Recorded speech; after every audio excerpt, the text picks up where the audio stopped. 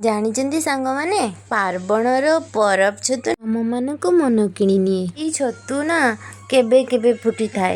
ଏଇ ଛତୁ ଯେବେ ଆମକୁ ମିଳିଯାଏ ଆମେ ତାକୁ ଭାତ ସହିତ ରୁଟି ସହିତ ବନେଇକି ଖାଇଥାଉ। ଚାଲନ୍ତୁ ଆଉ ଡେରି ନ କରି ସେଇ ଛତୁ ତରକାରୀଟି ପ୍ରସ୍ତୁତ କରିବା।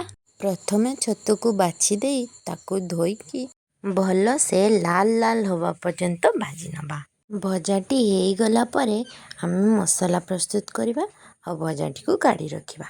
ପ୍ରଥମେ କଢ଼େଇରେ ତେଲ ଦେଇ ପିଆଜକୁ ହାଲକା ଭାଜି ନେବା।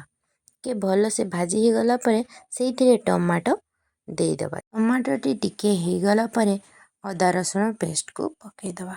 ଆଚ୍ଛା କହିଲେ ଦେଖି ସାଙ୍ଗମାନେ, କାହାକୁ ପରବ ଛତୁ ଖାଇବାକୁ ଭଲ ଲାଗେ? ଯେଉଁମାନଙ୍କୁ ଭଲ ଲାଗେ ସେମାନେ ସବସ୍କ୍ରାଇବ୍ କରିଦିଅନ୍ତୁ। ଏବେ ସେଥିରେ ସ୍ୱାଦ ଅନୁସାରେ ଲୁଣ, ହଳଦୀ ଗୁଣ୍ଡ, ଲଙ୍କା ଗୁଣ୍ଡ ଓ ଗରମ ମସଲା ପକାଇଦେବା।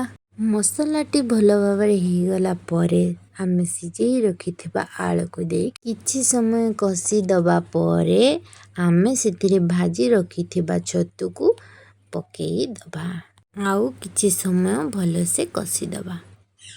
କଷାଟି ହେଇଗଲା ପରେ ସେଥିରେ ଆମେ ପାଣି ଦେଇ ଝୋଳକୁ ଭଲସେ ଫୁଟେଇବା। ତାହେଲେ ଜାଣିବେ ଆମର ଛତୁ ଝୋଳ ପ୍ରସ୍ତୁତ ହେଇଗଲା। ସାଙ୍ଗମାନେ, ଛତୁ ଝୋଳଟି କେମିତି ଲାଗିଲା କମେଣ୍ଟ କରି ନିଶ୍ଚୟ ଜଣାଇବେ। ଧନ୍ୟବାଦ।